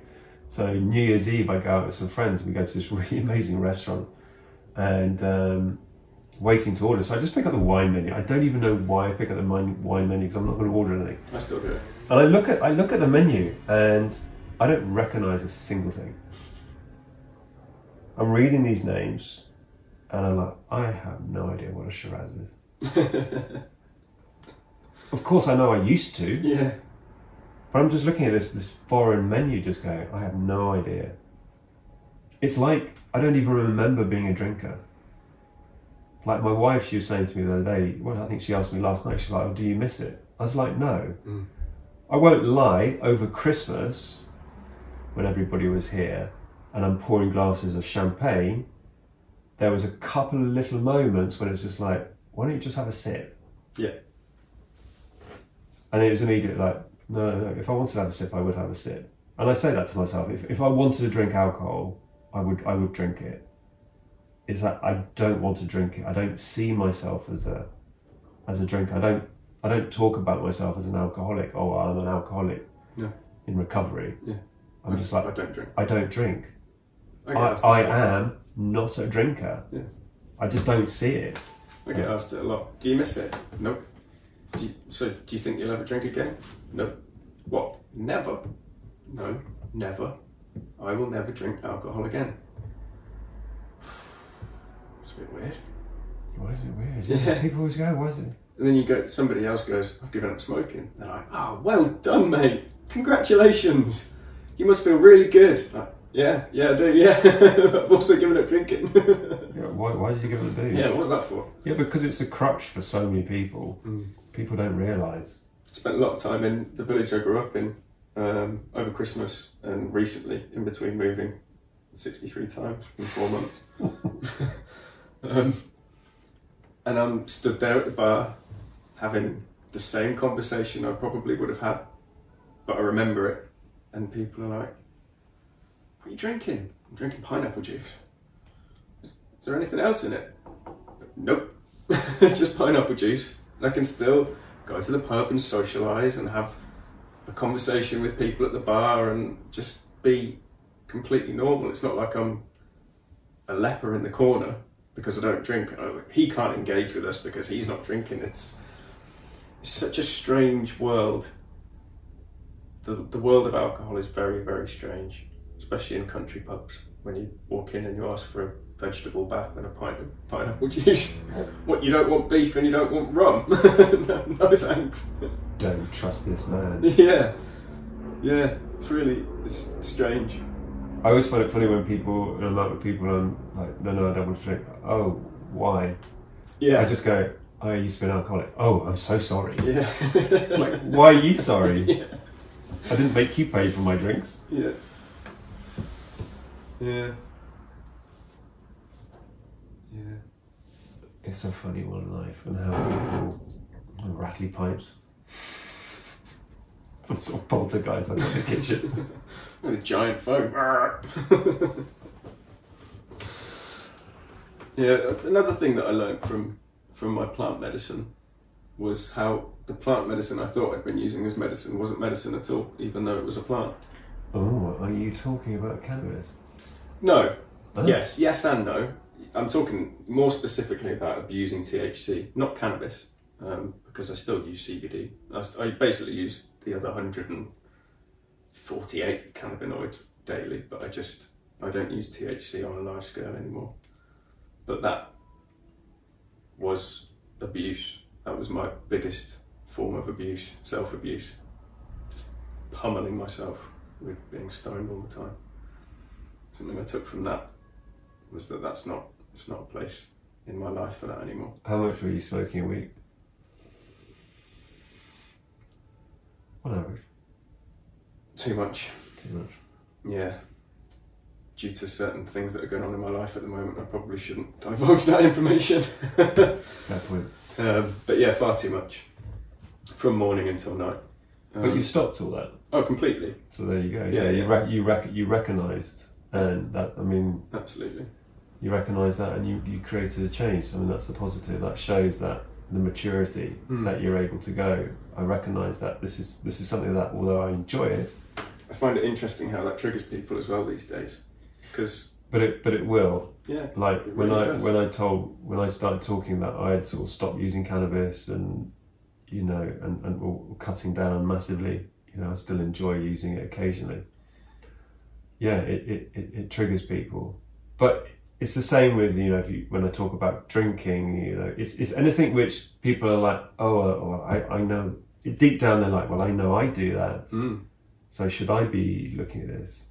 And I'm not sat here saying, don't smoke weed, or don't literally do whatever you want. It's nothing to do with me. But because I don't do it, it shouldn't be an issue for you. I think cannabis is an incredible plant. I agree. There's so many therapeutic and medicinal uses. I'm currently doing a diploma in medical cannabis and CBD to add weight to my business. I think it has a place. THC has a place, but just not in my life at this point in time. It's interesting. I was talking to someone the other day, and we were having this conversation about cannabis. And actually, do you know what? A lot of people talk to me about this, and especially when sort of up our sort of age, late 30s, early 40s. And I know a lot of people who've been smoking cannabis since they were teenagers who are now hitting this sort of age bracket. And a lot of them, if they're honest, they're finding that it's bringing them down, it's making them more anxious, more depressed. It's not how it used to be. It's not making them feel the same way as it used to.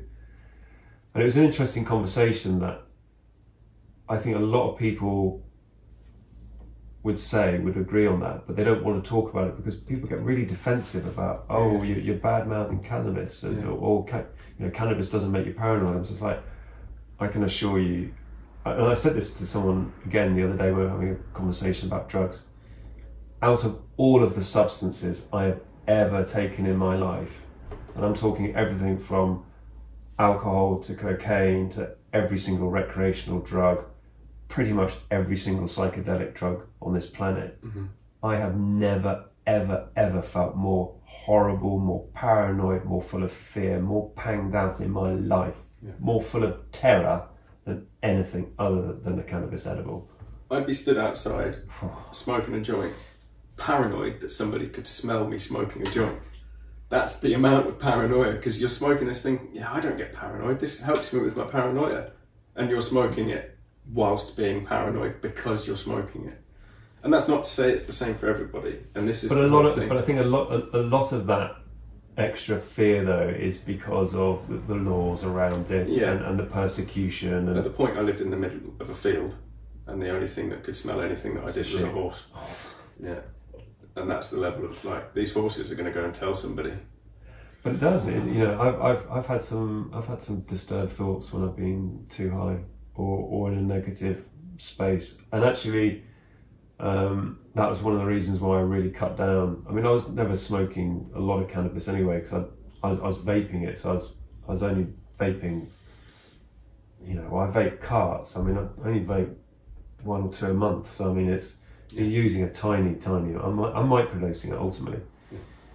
And vaping it, you get the therapeutic benefit from it. Like wrapping it in a Rizzler and chucking a load of tobacco in there and burning it at however many hundred of degrees. Yeah. You're just getting stoned. Yeah. There's no real therapeutic benefit to that. Yeah. So I don't enjoy that sort of that heavy sort of stone experience. I don't think I could go back to it. No. I don't think I ever will. Not for me now, because what I realise is that because I feel so clean and so heightened all of the time, anything that I put into my body, be it food or a drug or anything like that, which lowers me, I immediately feel it and I go, oh, hold on, why am I taking something which actually in truth makes me feel worse than what I do normally? I mean, this is the thing with pizza being so, just to go back to pizza being so 2019, I realised that sitting there eating a massive pizza actually makes me feel shit. It was just, it was a replacement almost. Oh, I don't smoke spliffs anymore. I'll just eat shitloads of pizza instead. It's a constant replacement. Weirdly. Same with chocolate. It'd be interesting to see if it sort of put you in a similar space. I wonder if we could do a pizza weed test. If you were sort of, eating all those carbs and fats and stuff like that, if that sort of puts you into that same sort of like stone, slow kind of, because your body then going to go into sort of semi-shut down to sort of digest all that heaviness and the carbs, which is going to sort of put you into that sort of more relaxed, sort of out of it sort of space, that food coma kind of feeling, which I think is probably similar to maybe feeling baked. I think so. Yeah, isn't it? If you think about it on a physiological, neurological level, how are you feeling? Because that's what the human and the ego chases is states, vibration, frequency. How am I feeling? Because everything we do, regardless of how we're coding it, if it's negative or positive, we're doing it because it's shifting our level of consciousness. That's that couch lock that we talk of. How's that any different? My old man, after a big Sunday roast, looks couch locked on the sofa and falls asleep very similar. I guess this is what we're talking about, isn't it? Yeah. He could eat a huge pizza, load of garlic bread, and then another pizza if I'm having 2 pizzas on the same night, and I'm couch locked. Yeah. And it's the same thing. But I'm not smoking weed, so I don't get the couch lock from that. But it's just shut down and stare at a television. Yeah. But it's that, isn't it? It's that same state. It's the mechanism of what you're looking to obtain is the same. Yeah. But now I don't do any of those things. I work until 10 o'clock at night, I have a bath and I go to sleep. And I don't get any of that couch locky stuff. No, because you've made fundamental shifts to the way you live. And I say this to people all the time, and they go, oh, I want to change my life, I want to do this, I want to do that. Like, okay, well, what are you doing differently? And in truth, once they drill down, they're doing nothing differently. I'm like, well, how are you expecting to see different results in your reality if you're not doing anything differently at all? I said, it's not going to happen. You're just thinking. You're not actually doing. Interesting. Yeah. But yeah, don't get me wrong. I think cannabis is incredible. My business is based on cannabis, so I have to think that. CBD. We're just going to make CBD. clear. Yeah, completely legal. No. Yeah, definitely make that point. Actually, yeah, got some nice CBD marmalade. 1,000 milligrams of CBD in some marmalade. Yeah, that's a little test. See how that one goes. I look forward to having some of that on some toast. Yes. I've not tried it yet. You'll probably try it before me. I will, because I've got some nice cornbread up there. Cornbread with some CBD marmalade. Yeah, just for me, and it is only for me. Everyone else can do what they want. I can't do that anymore because I'm not using it for what it's supposed to be used for. I was using it as an escape tool. But being realistic, and you know, this comment is likely to sort of vex a few people, but it's the truth, so it doesn't really matter.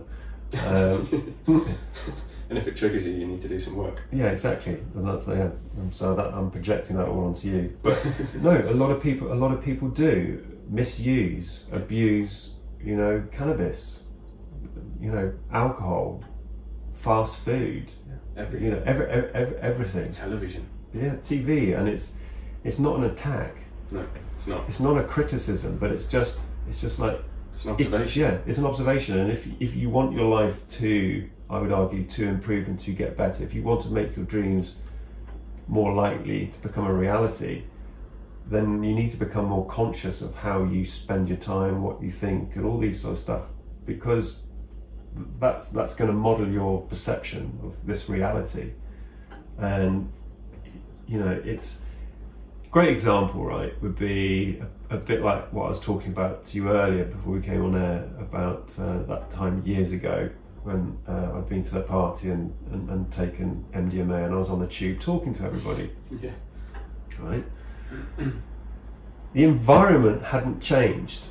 I'm still on a busy London tube, which ordinarily, without MDMA in my system, there's no way I'd walk up and down the tube talking to people. I just simply wouldn't do it, because my ego is going to be creating this noise.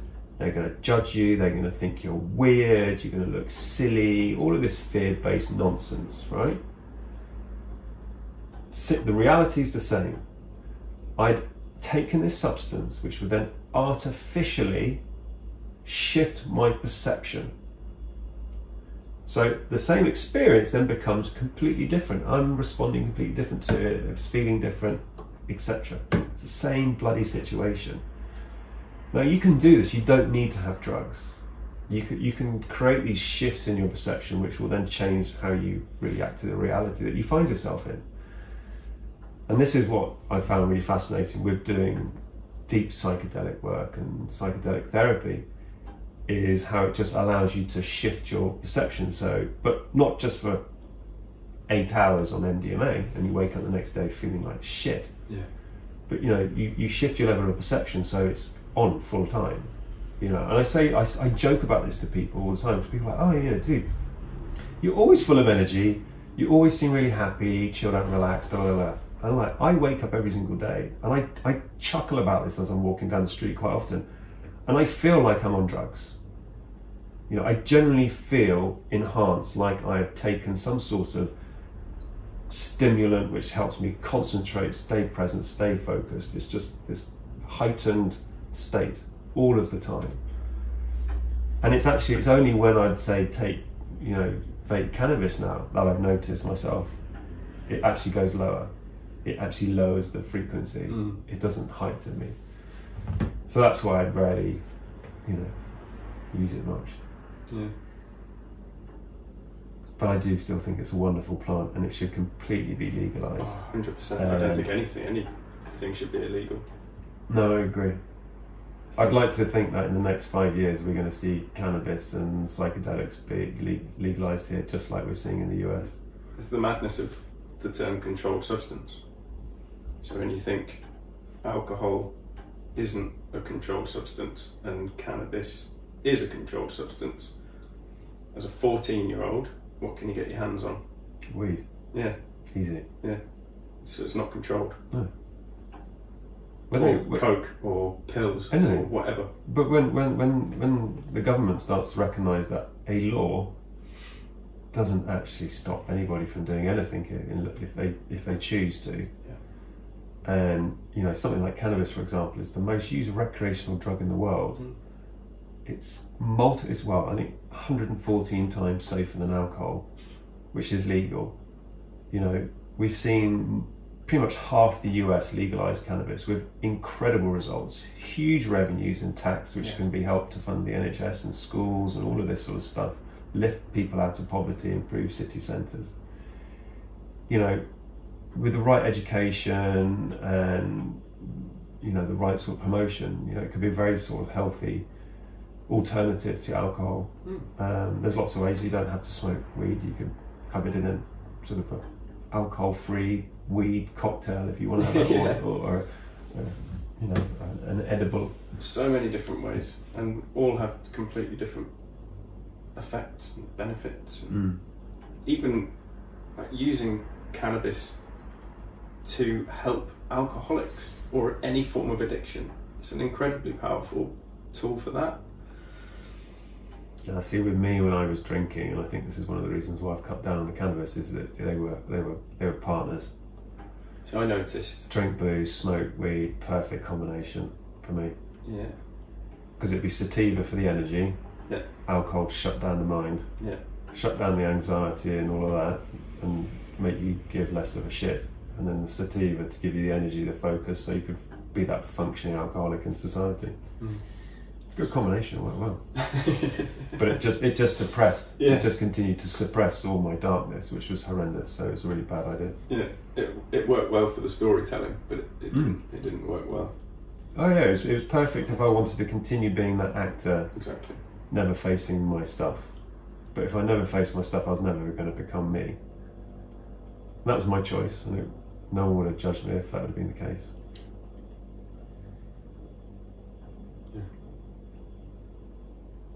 No, I think all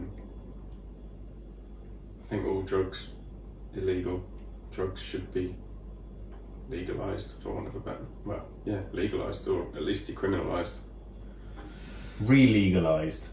Exactly. Yes. So cannabis has been illegal for 100 years. It's ridiculous. It's been on this planet for 27 million years.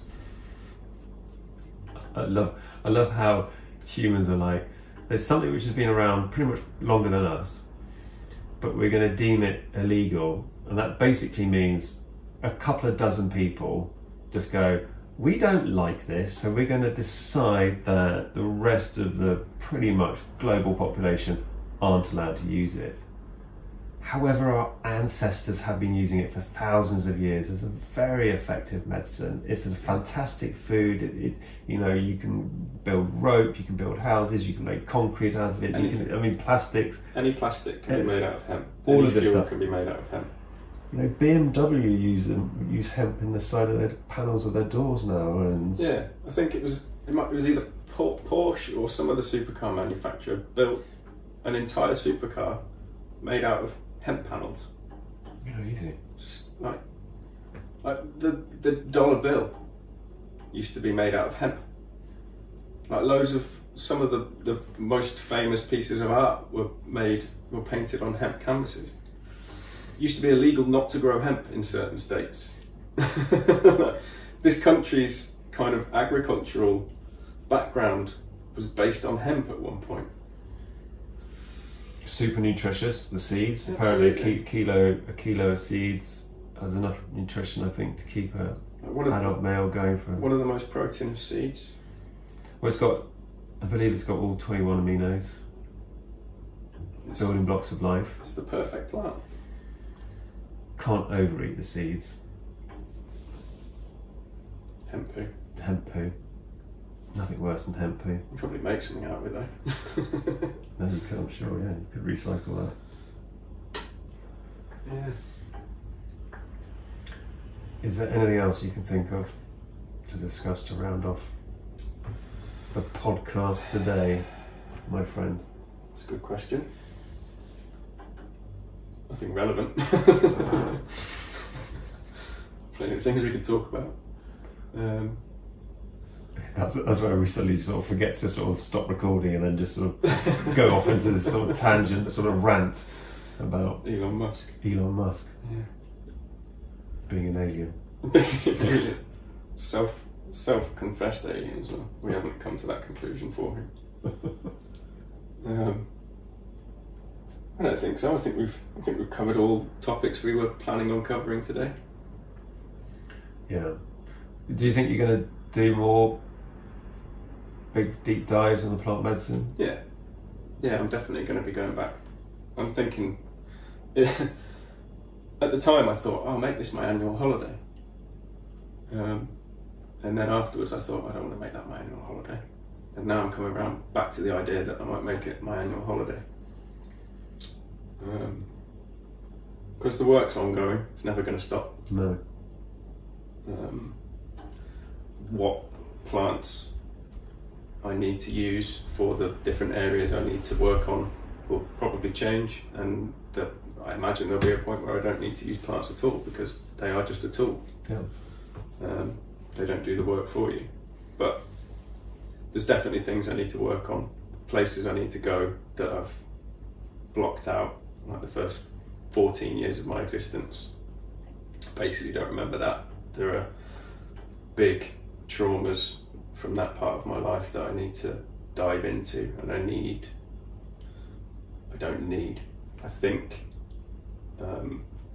think plant medicine can help me go back there and work on that. Definitely. Our stories are similar in many ways, because I used to struggle remembering a lot of my childhood.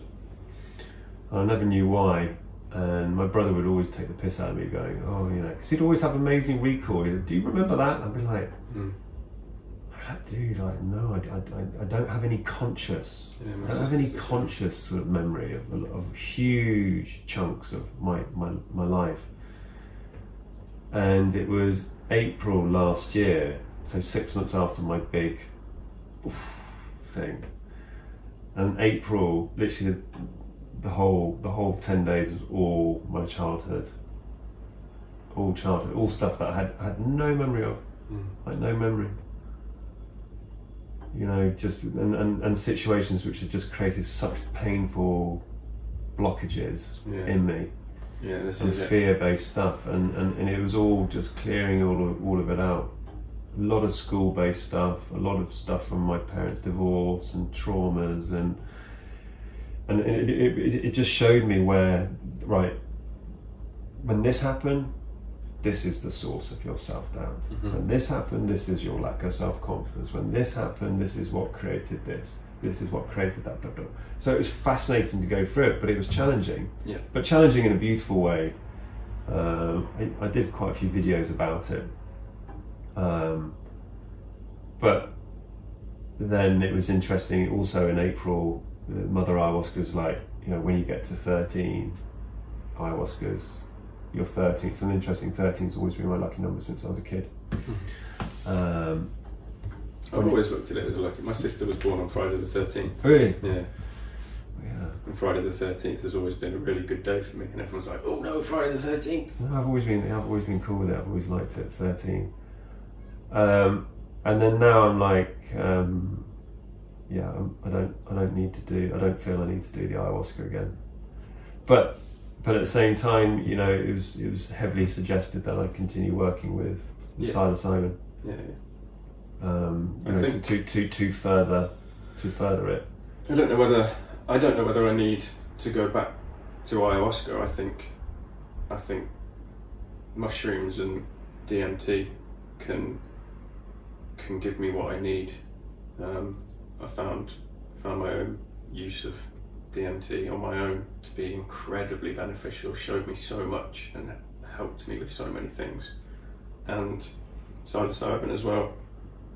Just the insight I get from it is very, very powerful. Yeah, same. I think psilocybin is the most amazing therapeutic tool.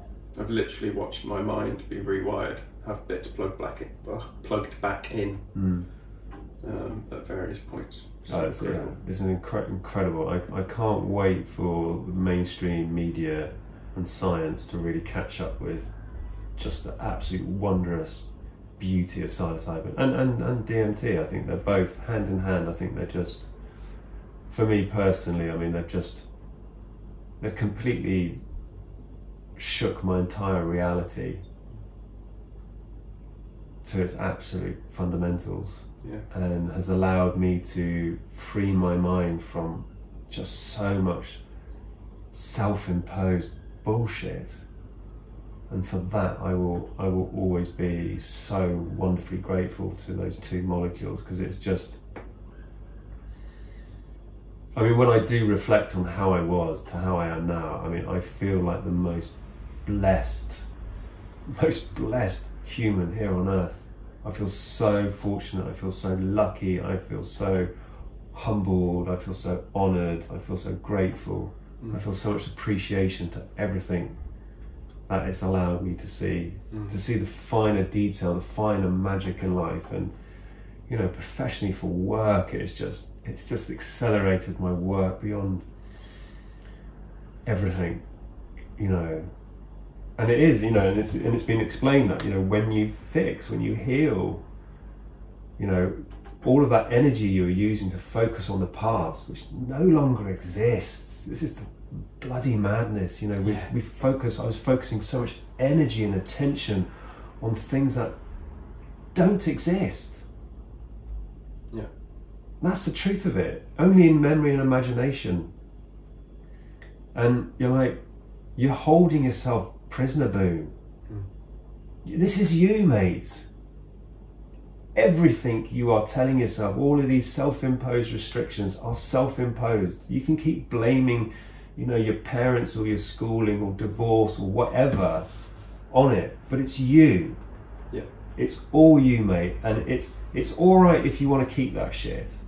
It's fine. It's your choice. You were given free will. So you know what? If you want to spend the rest of your life feeling bloody miserable, scared, frightened, anxious, you know, just in terror the whole time, you know, drinking, drugs, you know, just trying to keep your shit together, then that's fine. If that's what you want to do, if that's how you want to live, go for it. No judgment. However, if you choose to just go and walk towards that scary stuff, we promise you that you will walk through it like this veil, and then you'll turn around, you'll look at it, and you'll realise that it dissolves. Actually, fear, the majority of the time, is just an illusion. Yeah. I mean, obviously, if you're in the Serengeti and you come across some sort of like nasty beast, then you're in the shit. It's like a lion in front of you. Yeah, you can be scared of it. But the fear that you're creating in your head about situations and judgments and all this, it's an illusion. Definitely. And the crazy thing is once you start to recognise that your physical body, which is what you use to code this experience through your five senses, doesn't know the difference between a thought you're creating in your head to a real life situation out here. So if you're thinking fear, terror, anxiety, depression, how's your body going to respond? In that way. It can't tell the difference. So then a thought very quickly turns into this real life, oh my God, I feel wretched. How am I going to survive? And it's you doing it, and it was me doing it. All of my misery, all of the situations that I wanted to blame others for, it was all essentially me. And as soon as I took ownership of that, it was just like you just snip these thousands of millions of balloons which are just sort of hanging on to you the whole time. Just all this weight just went. Yeah. And then you pull back all of this energy which you've just been investing in other tragic areas which no longer exist.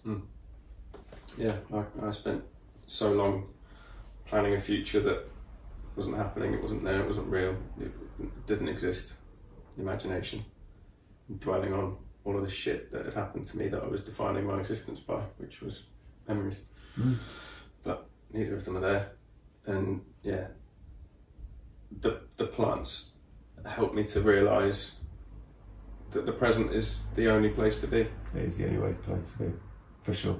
Yeah, and nothing else has ever got me even close to that point. And they were the tool that allowed me to realise that is possible and where we need to be, and where we should all be. And if we were all in the present, oh man, can you imagine? It'd be such a beautiful place. Can you imagine the difference to this world if everyone was present? Yeah. There'd be no projection. There'd be no fear. Just be, yeah. Be a wonderful place. It's not that it isn't a wonderful place. But it would be even better. It would be even better. Just imagine having every single day being the best day of your life. Yeah. That's possible. Yeah, for everybody. For everybody. Regardless of what has happened before. Yeah. Well, we can create, we have, humans have the power, we have the technology, we have the ability, we have the resources to create this utopic existence here on Earth, should we choose to do it. And we could do it very quickly. Mm-hmm. And actually, the more people become more conscious, the more people expand their awareness, the more that people start to recognize how their internal being deeply affects the reality that they experience, then the sooner then the people will start to recognize the influence that they have and the positive influence that you can have into jointly co-creating this utopic existence. And that's what's needed. There's no point you and I just trying to do it. It's like if everybody starts to create little shifts and changes in what they do and how they think, more importantly. You know, because your reality, you know, your experience will very closely correlate with the thoughts in your mind, what you see and experience. If you're waking up every single day and you're just thinking that you're a victim and life is crap, then your ego is going to find every single experience in your day to go, see, told you so. And you'll be a victim and your life will be crap. Yeah. That's literally that simple. Yeah. I think we both want to help other people realise these things. Oh my God! Like I can't remember if I've ever spoken about this actually, but like, yeah, in October 18, when I was, you know, on the big ayahuasca, like, you know, I said that to whoever's up there or whoever's listening. I was just like, look, you help me fix myself. You give me what I need to have to fix myself, and then I will make it my mission to try and help as many other people fix themselves. I say this to clients all the time. It's like, I'm not going to fix you. No. You're going to fix your own shit. Yeah. But I'm going to be there to help facilitate you fixing your own shit. I'm going to guide you. I'm going to be here to hold space. Doesn't matter if you cry, shout, scream. I'm here. It's all cool. Let's just get you to a different point. Because the more people self-heal and start to improve and fix their shit, the better life gets very quickly for everybody. It's a win-win. And this is the system we live in at the moment. We've got, you know, this corrupt elite who, you know, is going to become much more apparent over the coming years. Keep us sick, keep us in fear, keep us doubting. And, you know, the sooner we realise that, you know, we can radically change our lives for the better and for everyone else on this planet, and that's going to be a really beautiful day. And that's something I want to encourage many more people to really think about. Think about the extraordinary, because it can be achieved. We've just got to decide that it's possible. And once we've decided it is possible, then we can make it a reality. Definitely. So that's my thoughts. I think they're good thoughts. Good thoughts. Yeah. Awesome, man. Well, we've just punched in over 2 hours, which I think is a good length. What? Good length indeed. And actually, my stomach's beginning to rumble. Apologies to anybody who heard the couple of rumbles. They definitely must have. I could. I could midway through. There's a couple of rumbles there. So yeah, boom, Tummy's saying it's lunchtime. What time is it anyway? Past 12 o'clock, so I'm allowed to eat. Yeah, it's 1:33. I think we should go and get some food. Let's do that. Lovely jubbly. All right, guys. Well, listen, amazing. Thanks, Luke, for coming and checking in. It's always a pleasure. And checking in rather than checking out. Yeah, absolutely. I meant to say that. Yeah.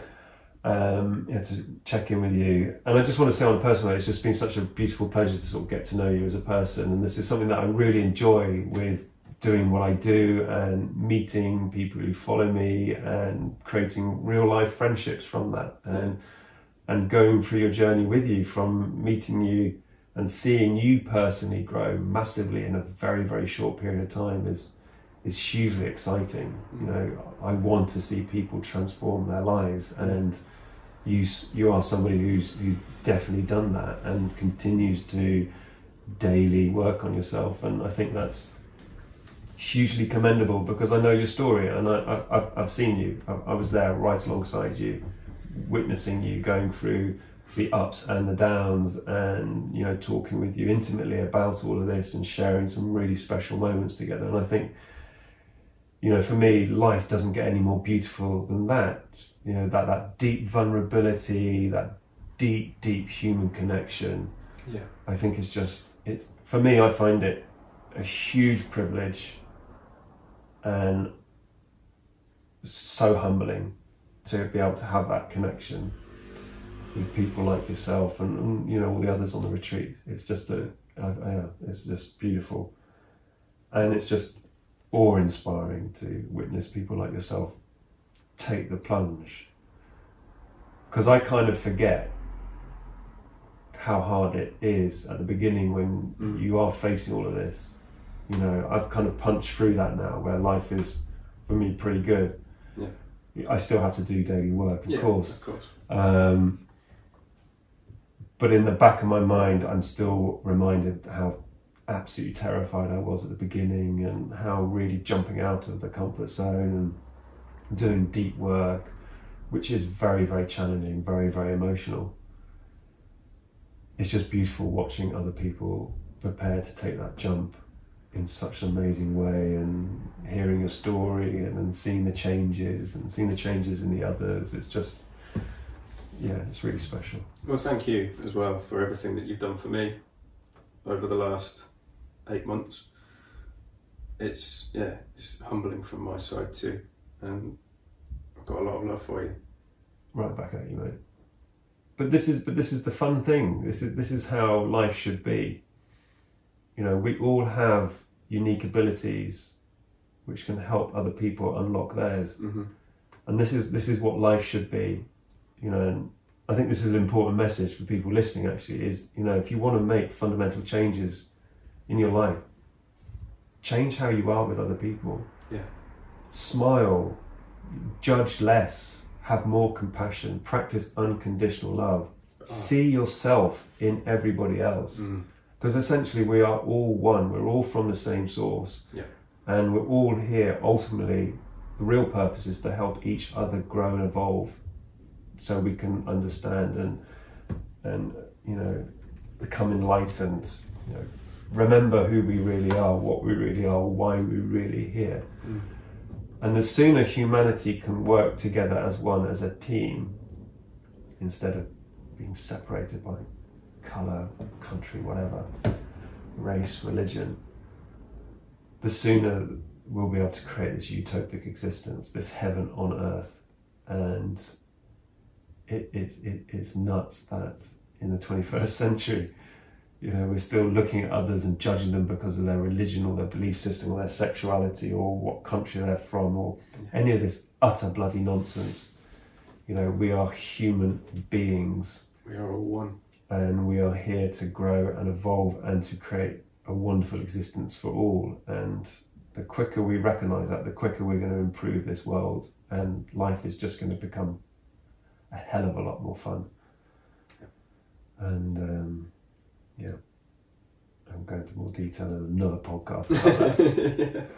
But anyway, we're gonna sign off. But big love to you all. Thank you so much for listening, and we'll chat soon. Take care. Cheers, Luke.